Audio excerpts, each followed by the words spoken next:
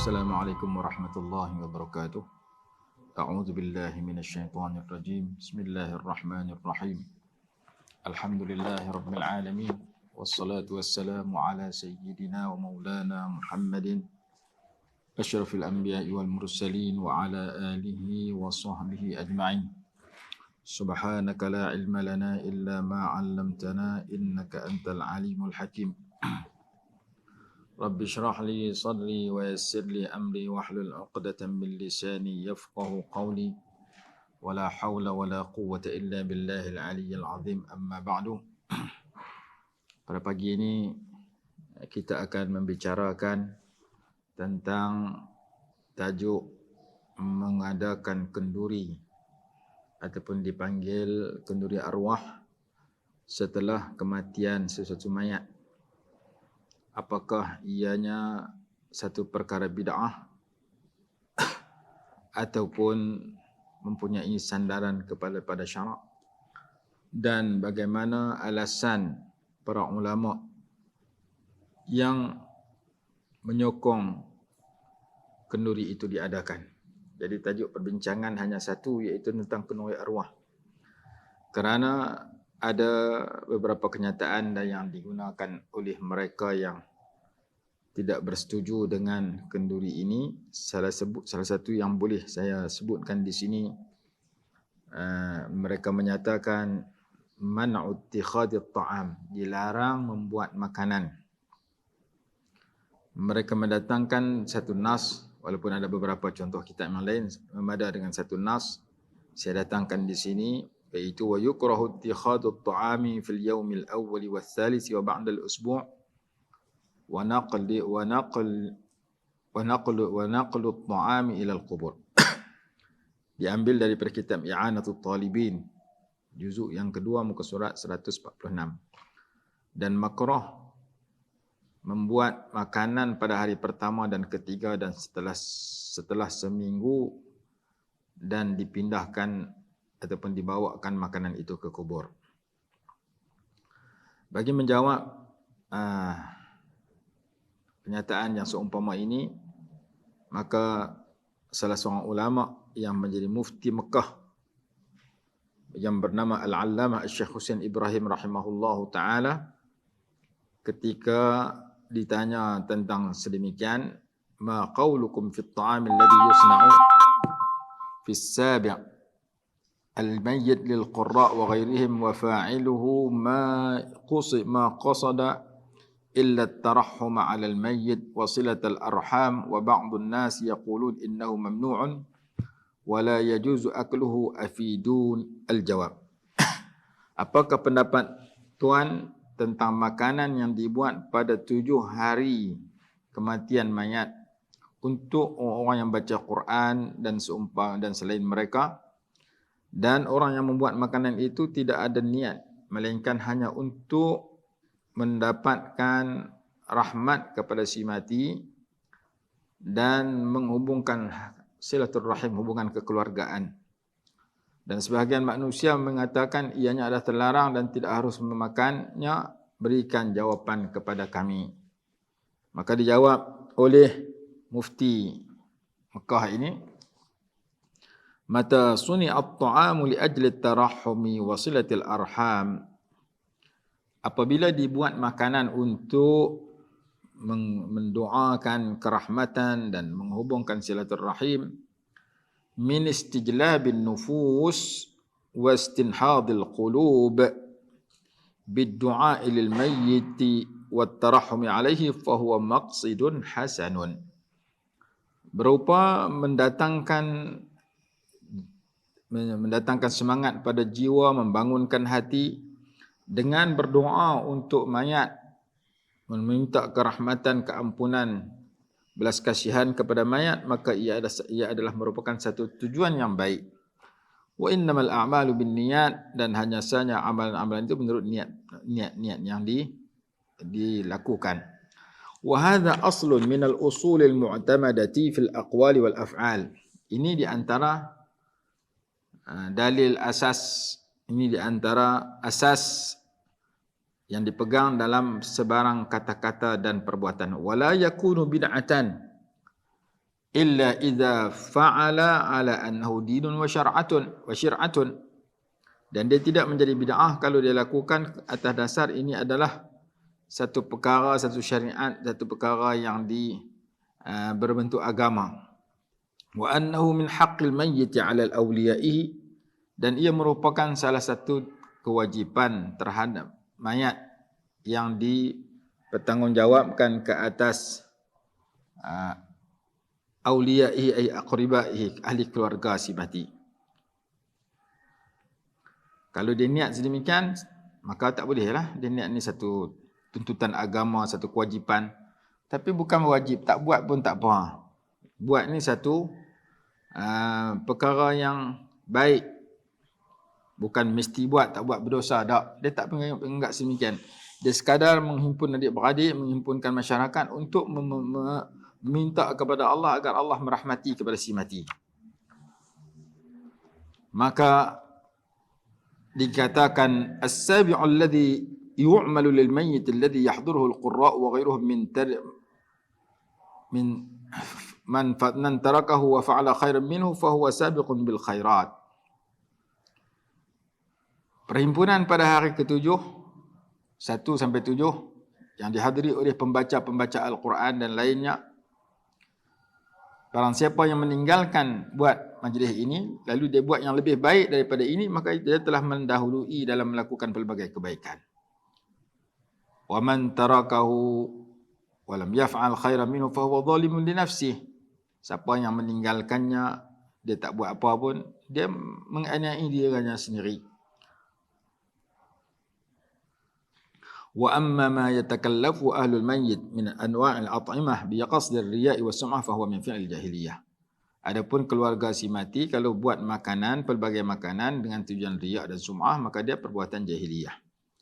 Jadi menurut pengarang kitab ini, menurut mufti Syafi'iyah, mufti Mekah ini, kalau buat dengan niat untuk mendoakan rahmat kepada si mati, untuk menghubungkan hubungan kekeluargaan dalam masyarakat, ia adalah maqsidun hasan, satu tujuan yang baik. Tapi kalau dia tak buat itu, dia buat yang lebih baik lagi, umpamanya dia wakaf, ambil duit wakaf untuk si mati, dia tak mau buat kenduri, itu lebih baik. Kerana wakaf itu sedekah jariah, pahala yang tak putus. Kalau dia buat program tahlil itu, sedekah pada masa itu, yang dimakan, makanan yang diberikan, makanan yang sedekahkan dan diberikan kepada tetamu-tetamu. Antara dalil yang digunakan oleh mereka yang menyokong boleh buat kenduri seperti ini ialah hadis yang berbunyi an Asim ibn Kulayb an abihi an rajulin minal ansar kharajna ma'a Rasulillah SAW fi jinazatin aw fi janazatin fara'aitu Rasulullah SAW wa huwa 'ala al-qabri yusil hafira yaqulu awsi' min qibali rijlaihi awsi' min qibali ra'sihi. Hadis ini diriwayatkan oleh Al-Imam Abu Daud dan Al-Imam Al-Baihaqi dalam kitab Dalailun Nubuwah. Juga didatangkan oleh pengarang kitab Mishkatul Masabih. Rawahu Abu Daud 3330 dan riwayat Imam Al-Baihaqi dalam Dalailun Nubuwah jilid yang ke-6 muka surat 310. Dalam kitab Mirqatul Mafatih, nombor hadisnya 5942. Begitu juga dalam kitab As-Sunanul Kubra, hadis yang ke-11,140. Seorang sahabat Ansar berkata, kami telah keluar bersama Rasulullah SAW dalam satu jenazah, iring satu jenazah. Maka aku melihat Rasulullah SAW berada di tepi kubur, berpesan kepada penggali kubur, perluaskan dari arah kedua kakinya, perluaskan daripada arah kepalanya. Falamma raja'a, tatkala Nabi SAW pulang daripada mengemumikan mayat itu, mengemumikan jenazah itu, istaqbalahu da'im ra'atihi, baginda telah disambut oleh seorang lelaki yang mengajak Nabi SAW pergi makan kenduri.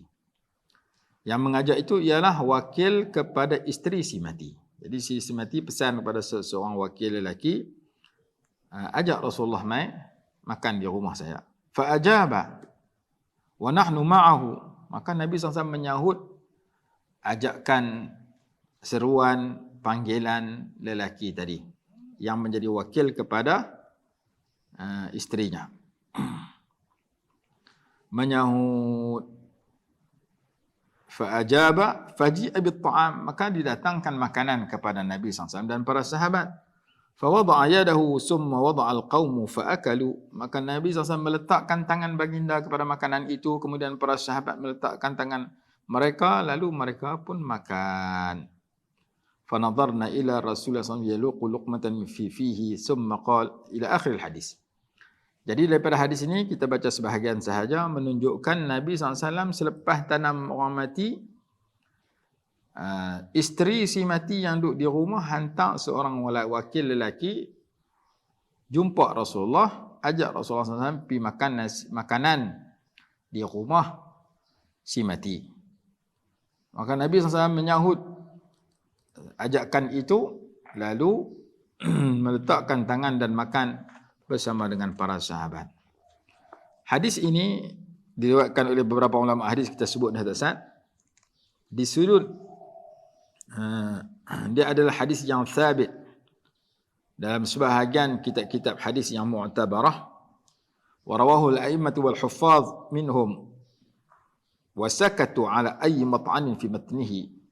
Diriwayatkan oleh imam-imam dan al-hafiz-hafiz, dan mereka diam dalam, mereka tidak memberikan komen yang negatif terhadap matan ataupun sanadnya. Fadalla ala annahu la yaqsuru an rutbatil hujjiyyati fil ahkam fahuwa imma sahihun aw hasanun. Maka menunjukkan hadis ini sama ada di hadis sahih ataupun hadis hasan yang boleh dijadikan hujjah di dalam hukum hakam. Lalu daripada hadis ini dipetik salah satu hukum sebagaimana yang disebut dalam kitab Qurratul Ain bi Fatawa Ismail Usman Zain Al-Yamani rahimahullahu taala, dalam huraiannya yang panjang lebar pada muka surat 175 hingga 179, antara lain dia berkata, wa minha mas'alatun muhimmatun, antara yang dipetik daripada hadis ini satu isu yang penting. وهي أنما يصنعه أهل الميت من الوليمة ودعاء الناس إليها للأكل فإن ذلك جائز كما يدل عليه الحديث المذكور بل هو قربة من القرب لأنه إما أن يكون بقصد حصول الأجر والثواب للميت وذلك من أفضل القربات التي تلحق الميت باتفاق وإما أن يكون بقصد إكرام الضيف والتسلي على المصاب وبعدا عن إظهار الحزن وذلك أيضا من القربات والطاعات التي يرضاها رب العالمين ويسيب فاعلها ثوابا عظيما سواء كان ذلك يوم الوفاة عقب الدفن كما فعله زوجة الميت المذكورة في الحديث أو بعد ذلك فالحديث نص صريح في مشروعية ذلك وأما استحسانه والترغيب فيه وأنه قربة وطاعة فمستفاد من معنى المشروعية وحكمتها جريا على قواعد أهل الشرع وأصولهم.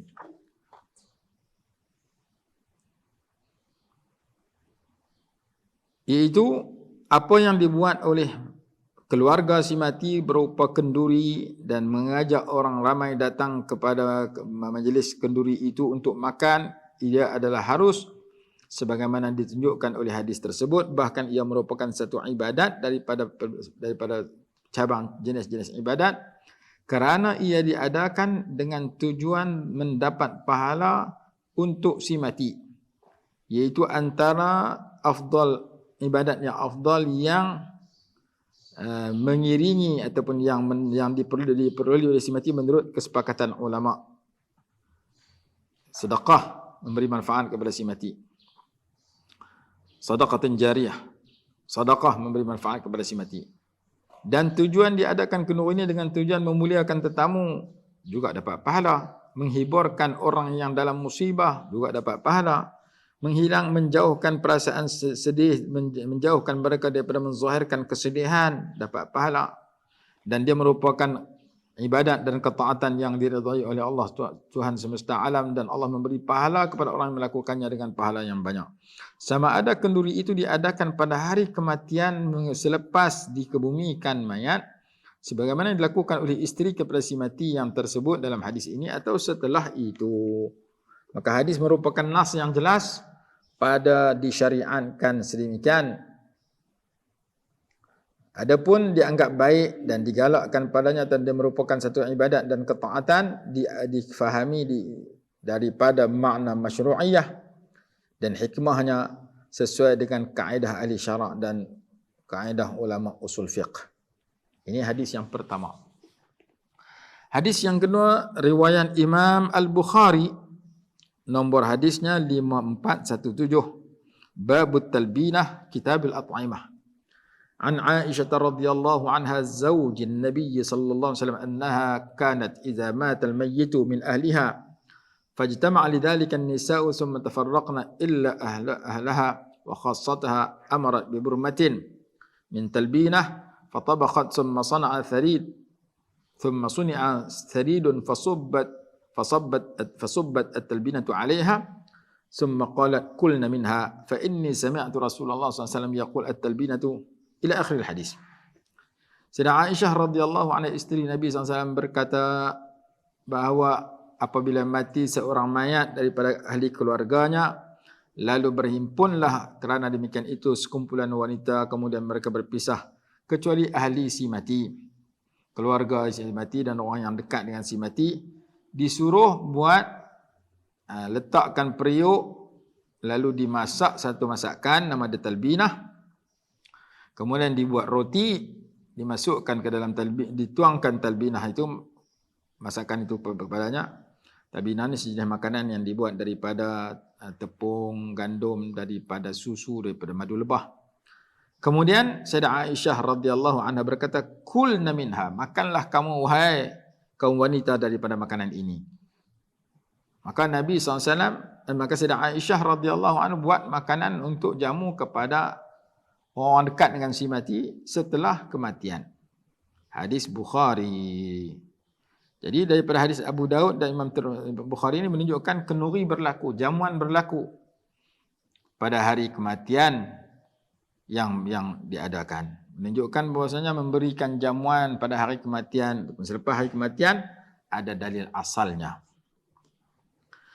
Kemudian mereka yang melarang, mereka kata sunat buat makanan ini kepada jiran atau adik-beradik si mati. Depa kata, depa mendatangkan nas juga. Wa uhibbu li jiranil mayyit aw dhi qarabati an ya'malu li ahli mayyit fi yawmin yamutu wa laylatihi ta'aman ma yashba'uhum wa anna dhalika sunnah. Saya suka agar jiran-jiran si mati atau adik-beradik dia buat makanan kepada keluarga si mati pada hari kematian atau pada malamnya, yang mengenyangkan mereka. Itu adalah suatu perkara sunnah. Maka dijawab oleh pengarang kitab tadi, pengarang Fatawa Qurratul Ain bi Fatawa Ismail Zain, hadzal qaul mahmulun ala anna dhalika fi haqqi man ghalaba alaihi al-huzn ka ali Ja'far radhiyallahu anhu. Pendapat ini kemungkinan kerana kata-kata ini muncul mungkin kerana keluarga si mati terlalu sedih seperti keluarga Ja'far radhiyallahu anhum, wa laysa lahum dalilun ala karahatil walimah min ahli al-mayyit mutlaqa. Ini bukan dalil menunjukkan makrah buat jamuan kenduri daripada keluarga si mati secara mutlak. Illa ma warada min hadits ahli Ja'far wa hadis Jarir, melainkan ada satu hadis riwayat tentang keluarga Ja'far dan hadis riwayat Sayyidina Jarir. Wa ka'annahum lam yattali' ala hadis Asim ibn Kulayb an abihi alladhi huwa nassun fil jawaz. Seolah-olahnya mereka yang melarang itu hanya membaca hadis keluarga Ja'far ini dan hadis Jarir sahaja. Seolah-olahnya mereka tidak membaca hadis Asim ibn Kulayb daripada bapaknya yang menunjukkan satu nas bahawa harus menjamu makanan. Qala al-'allamah al-Qari fil Mirqah, kata Imam 'Allamah al-Qari Mula Ali Al-Qari dalam kitabnya Mirqatul Mafatih juzuk yang ke-10 muka surat 278. Ba'da dzikri hadis Asim ibn Kulayb ma nassuhu, setelah dia menyebut hadis Asim bin Kulayb, hadzal hadisu bi zahirihi yaruddu ala ma qarrarahu ashab madhhabina min annahu yukrahu ittikhadhu at-ta'am fil yawm al-awwal aw as-salis aw ba'da al-usbu' kama fil Bazaziyah. Hadis ini secara zahirnya menolak ketetapan sebahagian mazhab kita yang menyatakan makruh membuat makanan pada hari pertama atau ketiga atau setelah 1 minggu, seperti mana dalam Al-Bazaziyah, kitab Al-Bazaziyah. Itu yang kedua. Alasan ketiga mereka yang menolak, mereka mendatangkan dalil hadis isna'u li Ja'far ta'aman faqad atahum ma yashghaluhum, riwayat Imam Tirmidzi wa sahahahu Al-Hakim. Buatlah makanan kepada keluarga Ja'far, sesungguhnya telah datang kepada mereka itu sesuatu yang menyibukkan mereka. Maka jawapannya seumpama tadi juga, hadzal hadis yuhtamalu an yakuna khassan bi ali Ja'far radhiyallahu anhu ajma'in. Hadis ini kemungkinan hanya khusus kepada keluarga Ja'far radhiyallahu anhu ajma'in bi dalil hadis Asim ibn Kulayb, dengan dalil 2 hadis yang menunjukkan boleh, iaitu hadis pertama Asim ibn Kulayb radhiyallahu anhu, dan hadis kedua Sayyidah Aisyah radhiyallahu anha dalam Bukhari. Kedua-dua hadis ini merupakan satu jawapan terhadap syubhah yang pertama, dan bahawasanya Nabi SAW, dan alasan yang seterusnya, kemungkinan Nabi SAW melihat terlalu sedihnya keluarga Ja'far sehingga mereka tidak mampu membuat makanan untuk diri mereka, lalu baginda menyuruh ahli bait, ahli keluarga, ahli bait baginda untuk membuat makanan kepada keluarga Ja'far. Karena kata-kata dalam hadis itu ditujukan kepada sebahagian isteri-isteri Nabi SAW. Baginda menyebut sedemikian ketika sampai kepada baginda berita tentang keadaan keluarga Ja'far radhiyallahu anhum. Maka ketika itu hadis ini dianggap khususiyah di ali Ja'far, khusus kepada keluarga Ja'far. Maka tidak boleh dijadikan dalil untuk melarang buat kenduri daripada keluarga, daripada ahli bait. Dan Nabi SAW tidak bersabda man mata lahu mayyit fala yulim wala yut'imin nas. Tak pernah kata ada siapa yang ada orang mati bagi keluarganya jangan buat kenduri, jangan jamu orang ramai. Hadis ini Rasulullah tak pernah bersabda demikian. Dan tidak ada hadis naha Rasulullah SAW ahlal mayyit anil walimah wa an yut'imu ghairahum. Rasulullah SAW melarang ahli bait daripada buat kenduri dan menjamu orang lain. Tidak ada hadis demikian. Yang ada hadis ini sahaja, buatlah makanan untuk keluarga Ja'far kerana mereka sedang sibuk. Jadi hadis ini merupakan satu perkara keistimewaan khusus yang diberikan kepada keluarga Ja'far. Dalam masa yang sama tidak melarang keluarga-keluarga yang lain kalau nak buat kenduri, kerana 2 hadis tadi menunjukkan kenduri sudah berlaku, hadis Abu Daud dan hadis Imam Bukhari. Bahkan yang ada dalam hadis itu anna ahlal mayyit awlamu wa at'amu wa da'u Rasulullah sallallahu alaihi wasallam wa man ma'ahu fa ajaba da'watahum wa aqarrahum 'ala dhalik. Keluarga si mati telah buat kenduri dan jamu dan memanggil Rasulullah SAW serta para sahabat datang ke rumah untuk makan kenduri. Maka baginda menyahut ajakan itu dan baginda mengakui perbuatan itu, iqrar daripada baginda. Walam yunkir alaihim. Baginda tidak mengingkari perbuatan mereka panggil pergi makan di rumah keluarga si mati. Begitu juga hadis Bukhari yang kita bacakan tadi. وَمَنْ يَنْظُرُ فِي قَوَاعِدِ الشَّرْعِ بِالنَّظَرِ الصَّحِيحِ يَرَى أَنَّهُ لَا مَحْذُورَ فِي وَلِيمَةِ أَهْلِ الْمَيِّتِ إِذَا صَنَعُوا وَأَطْعَمُوا غَيْرَهُمْ تَقَرُّبًا إِلَى اللَّهِ عَزَّ وَجَلَّ وَتَسَلِّيًا عَنِ الْمُصَابِ وَإِكْرَامًا عَنِ الضَّيْفِ النَّازِلِينَ عَلَيْهِمْ لِلتَّعْزِيَةِ. Barang siapa yang melihat kepada kaedah-kaedah syarak dengan pandangan yang sahih, yang betul, dia berpendapat bahawasanya tidak terlarang pada buat kenduri kepada keluarga, pada keluarga si mati buat kenduri apabila mereka membuat makanan dan menjamu orang lain kerana mendekatkan diri kepada Allah Subhanahu wa taala dan kerana menghiburkan kepada orang yang ditimpa musibah dan kerana memuliakan tetamu yang singgah untuk mengucapkan takziah.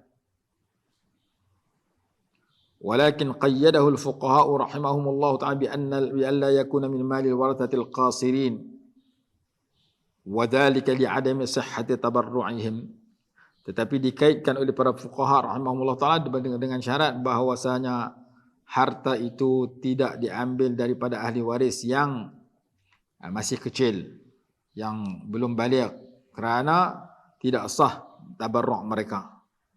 La li'anna al-walimah al-madhmumah min haitsu hiya bal hiya mahmulatun. Bukan kerana walimah itu terlarang, tetapi ia adalah satu perkara yang terpuji. Wa hiya ihdal wala'im al-masyru'ah wa tusamma bil wadimah. Dan dia merupakan salah satu daripada jenis kenduri yang disyariatkan. Kenduri kerana kematian ini diistilahkan sebagai al-wadimah. Kenduri kahwin al-walimah, kenduri kerana mati al-wadimah. Jadi istilah-istilah kenduri ini ada banyak dan salah satunya disebut sebagai al-wadimah. Dalam kitab-kitab fiqh dalam bab walimah ada disebutkan. Kemudian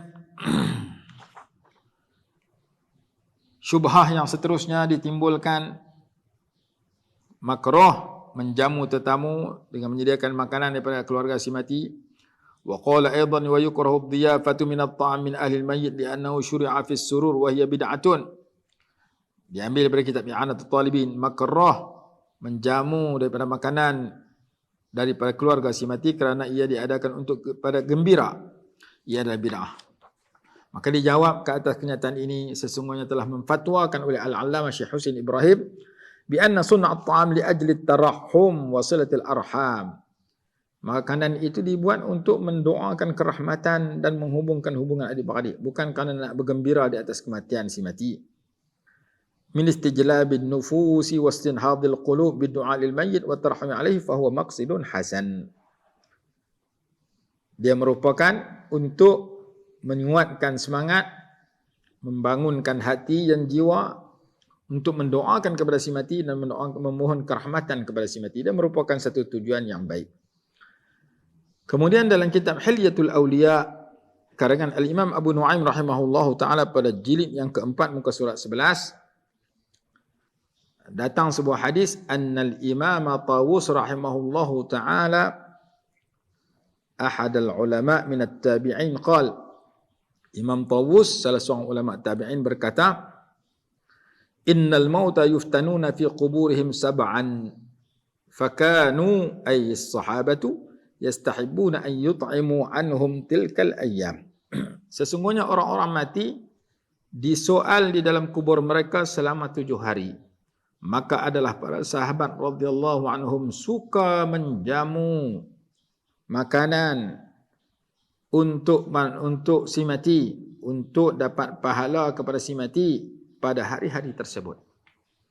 Hadis ini merupakan dalil yang ketiga yang menunjukkan para sahabat sendiri telah buat jamuan 7 hari turut-turut apabila ada kematian di kalangan mereka, menurut kenyataan Imam Tawus yang dinukilkan oleh Al-Imam Abu Nu'aim di dalam kitab Hilyatul Awliya, dan disebutkan juga kenyataan ini oleh Al-Imam As-Suyuti rahimahullahu ta'ala dalam kitabnya Al-Hawi Al-Fatawi pada juzuk yang kedua cetakan Maktabah Asriyah pada muka surat 316, 317, 325, 326, 327, 328, 341.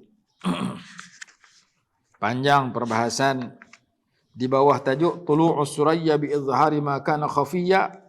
Buat kenuri jamu 7 hari ini didatangkan oleh ramai imam-imam besar. Yang pertama Imam Ahmad Ibn Hanbal dalam kitab Az-Zuhdi. Yang kedua Al-Hafidh Abu Nu'aim Al-Asbahani dalam kitab Hilyatul Awliya. Yang ketiga Ibnu Jurayj dalam Musannafnya disandarkan kepada Ubaid Ibn Umair juga ulama Al-Jazuli min al-Malik dari kalangan ulama Malikiyah dalam Syarh Al-Kabir ala Risalah ibn Abi Muhammad ibn Abi Zaid, Al-Imam Abul Qasim ibn Isa ibn Naji ibn al-Malikiyah fi Syarh Al-Risalah aidan, Al-Syekh Kamaluddin Ad-Damiri dari ulama Syafi'iyah dalam kitab Hayat al-Hayawan, Hafidhul Asri Abul Fadl ibn Hajar rahimahullahu taala dalam kitab Al-Matalibil Aliyah. Lebih kurang 10 ulama besar disenaraikan oleh Imam Suyuti rahimahullahu taala tentang kenuri 7 hari ini. Ada kata 40 hari dalam riwayat Ibnu Juraij dan musannafnya an Ubaid ibn Umair, yuftanu rajulani mu'minun wa munafiqun. Disoal dalam kubur akan dua manusia, yang pertama orang beriman, yang kedua orang munafik. Fa ammal mu'minu fayuftanu sab'an wa ammal munafiqu fayuftanu 40 sabahan. Orang mukmin ditanya 7 hari, orang munafik ditanya 40 hari. Cuma apa hikmah 7 itu lagi panjang perbahasan ulama. Di dalam bilangan 3, bilangan 7, seperti kita berwuduk sunat basuh 7 kali, 3 kali.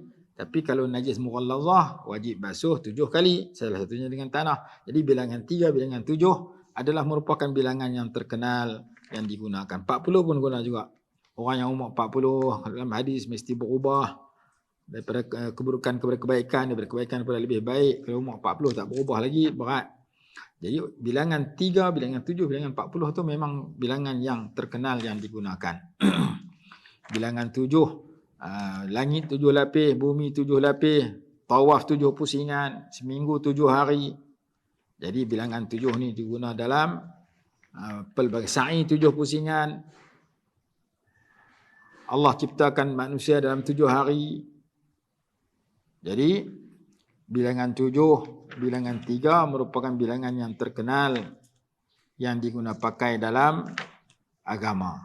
Maka demikian juga ada orang yang buat kenuri 3 hari. Ada orang yang buat kenuri 7 hari. Jadi kata Imam Suyuti rahimahullah, apa hikmah guna bilangan itu? Anna sab'a wa salas lahuma nadharun fi syar'i. Bilangan 7 dan 3 ada pemerhatian dalam syarak. Kalau kita nak ulang sesuatu, ulang 3 kali. Kalau nak berlebihan dalam berulang, ulang 7 kali. Kita baca zikir ketika rokok, sujud 3 kali. Subhanarabbiyal azim wa bihamdi, subhanarabbiyal a'la wa bihamdi. Kita berwuduk, kita mandi 3 kali. Kalau nak berlebihan 7 kali, seperti menyuci najis anjing 7 kali. Begitu juga contoh-contoh yang diberikan tadi. Basuhan wudu, mandi, tasbih ketika rukuk, sujud 3 kali. Tapi pusingan tawaf 7 kali, sa'i 7 kali. Takbir dalam rakaat pertama dalam sembahyang raya, sembahyang istisqa 7 kali. Hari dalam seminggu 7 hari.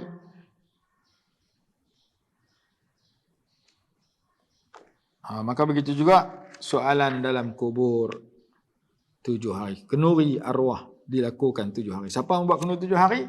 Para sahabat radhiyallahu anhum setelah kematian seseorang mayat. Siapa yang kata? Imam Tawus, dan dinukilkan oleh Al-Hafidh Abu Nuaim di dalam kitabnya Hilyatul Awliya. Jadi 3 buah hadis yang kita datangkan untuk menceritakan tentang perkara tersebut. Kemudian dalil yang mereka tak bolehkan lagi, mereka mengatakan haram menyediakan makanan untuk orang ramai dan haram menghimpun orang ramai. Wa ma'tida min ja'li ahli al-mayyit ta'aman liyad'u an-nas ilayhi liyad'u an-nas ilayhi bid'atun makruhatun. Apa yang menjadi adat kebiasaan, iaitu keluarga si mati membuat makanan dan mengajak orang ramai datang untuk makan, dia merupakan bid'ah yang makruhah. Seperti mana mereka berhimpun untuk demikian kerana sah dalam hadis riwayat Jarir, qala an Jarir ibn Abdullah radhiyallahu anhuma, katanya, kunna na'uddu al-ijtima' li ahli al-mayyit wa sun'ahum at-ta'ama min an-niyahah. Rawahu al-Imam Ahmad bi isnadin sahih. Juga kenyataan ini adalah kitab I'anatul Talibin.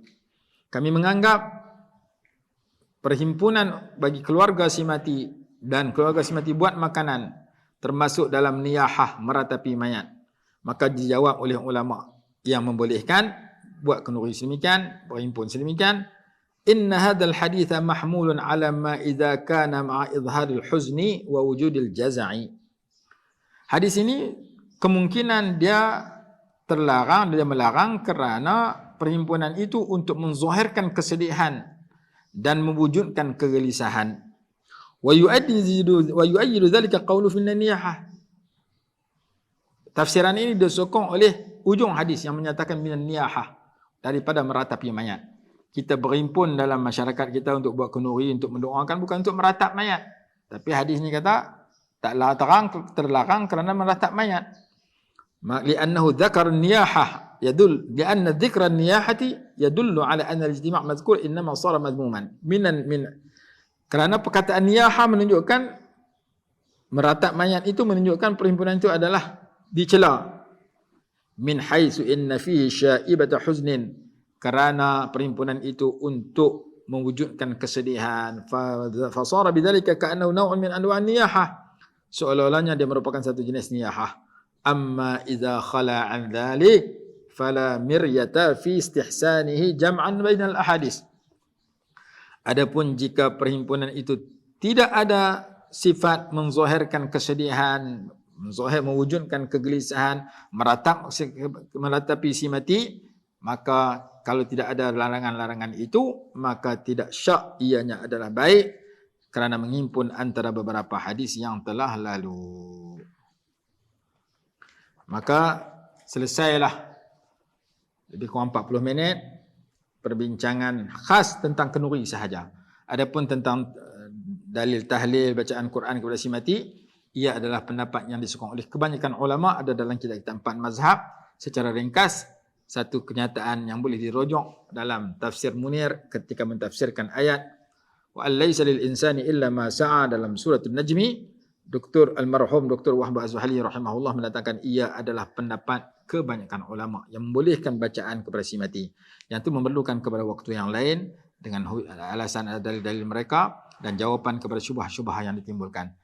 Pertemuan kita pada pagi ini hanya khusus tentang menceritakan dalil boleh kenduri, pendapat ulama tentang kenduri dan jawapan ulama terhadap nas-nas yang digunakan oleh mereka yang melarang mengadakan kenduri. Mudah-mudahan ada manfaat dan ia merupakan perkara khilaf, dan khilaf di kalangan para ulama itu adalah merupakan rahmat kepada orang awam, sama ada dia memilih pendapat yang pertama ataupun pendapat yang kedua. Wallahu subhanahu wa ta'ala alam.